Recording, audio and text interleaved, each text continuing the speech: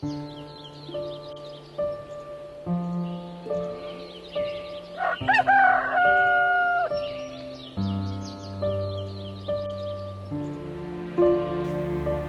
9-дан кечки 8-ге чейин. Жеңил эле негизи. Анан айлыгы канча экен? Айлык 25 000 да. Дагы кошумча иштесең да болот. Питерде дедиң беле? Ооба, Питерде. Негизи бул жака аялың менен келсең жакшы да. Батыраак бутка турасыңар. Макул.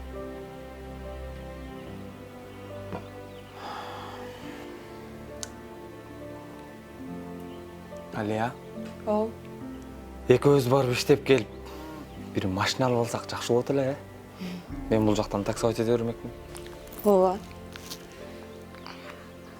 Бирок апам эмнелер болду экен? Эмчектеги балаңарды таштап кайда барасыңар дебейби? Эми түшүндүргөнгө аракет кылабыз да. Андан көрө сен апамды көндүргөнгө аракет кыл. Экөөң аябай жакшы сырдаш эмессиңби? Макул. Анда мен билет алып келейин, Анакей, жөмдөсү.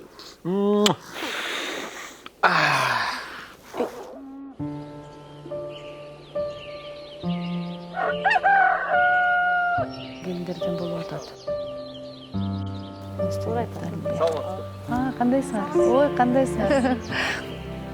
Келиниңиз айылдагы келиндерге үлгү боло турган келиндерден болуп атат. Жана сүтүм жетпей жатат деген келиндерге таң калам. А мен болсо Алияны айтып мактап атам. Канчалык күн түнү тынбай эмиссе ошончолук эненин сүтү көп бөлүнүп чыгат.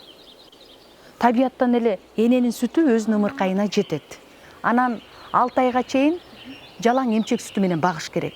А жанагындай смет, суу же болбосо койдун майын берип койгон бул таптакыр туура эмес. Алия болсо мына туура кылып атат.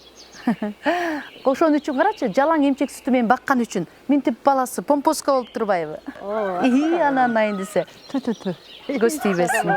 Сенин сиңдиң да. Ар дайым ушундай жакшы кеңештериңди келип берип турасың. Рахматка кылайын. Ушинтип келип тургун, Рахмат, апа. Нуржигит кайда кетти? Неме апа? Шаарда жумуштары бар окшойт. Саламатсыздарбы, урматтуу радио көрөрмандар. Анда эмесе, эне сүтүнүн баалуулугу аттуу берүүбүздү баштайлы. Эне сүтү баланын физикалык өсүшүнө, акыл эсинин жана эмоционалдык өнүгүүсүнө зарыл болгон бардык азыктандыруучу микроэлементтерди камтый тургандыгы медициналык изилдөөлөрдүн натыйжасында белгилүү болду. Эң башкысы, эне сүтү баланын иммунитетин жогорулатат. Төрөлгөндөн 6 айга чейин жалаң гана эмчек сүтү менен эмизүү керек. Андан кийин 6 айдан 2 жашка чейин эмизүү менен бирге кошумча тамак берип башташ керек. 7 айынан баштап балага күнүнө 3 жолку тамактануудан сырткары 2 жолку жеңил даярдалуучу тамак берүү зарыл. Чында, менин чоң уулум 2 жыл эмди. А кичүүсү болсо 4 ай эмди. Азыр чоң уулум 8 класста окуйт. Мектептин алдыңкы окуучусу, ден соолугу чың, оору соркодон сырткары жүрөт.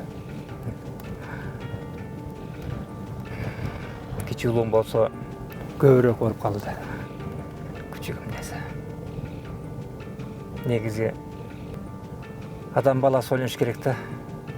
Биз ата-энелер балдар үчүн жаныбызды бергенге даярбыз. Туурабы? Ооба, айты. Баладан өткөн кымбат эмне бар бизге? Биз карганда карайт, багат. Башкача айтканда келечекке инвестиция да. Байке, токтосоңуз. Не болуп кетти? Токтоп коңузчу.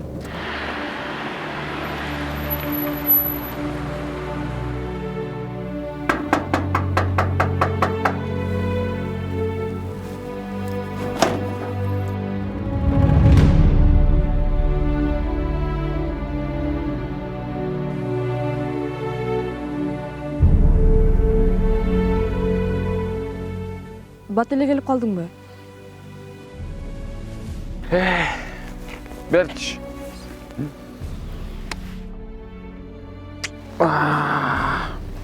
Жан, бала чоңойгончо күтө туралы. Андан көрө баланы жакшы карайлы, А мен болсо торпок алып багам. Анан жазында чыгарып сатабыз. Анан Кудай буйрса картошка эгем жаңы сортун.